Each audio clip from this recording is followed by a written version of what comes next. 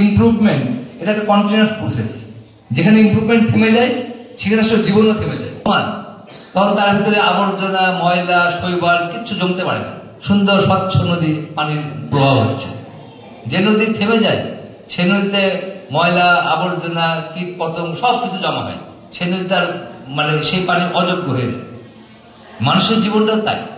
তোমার যদি ইমপ্রুভমেন্ট না থাকে, চলার পথে যদি ইমপ্রুভমেন্ট না থাকে, তোমার জীবনটা স্থবির হয়ে যাবে, খারাপ খারাপ জিনিস ঢুকে যাবে, এসব।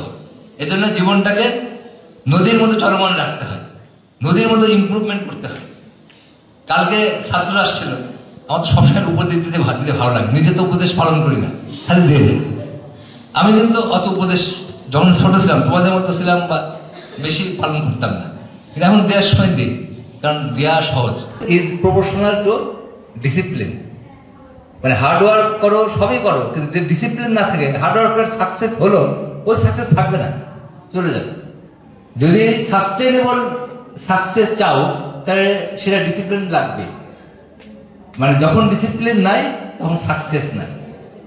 তার মানে ডিসিপ্লিনটা যত বেশি ডিসিপ্লিন, সাকসেস তত বেশি। প্রফেশনাল তাই তো নাকি, যে এদিকে যত বেশি ওদিকে তত বেশি, তাই তো।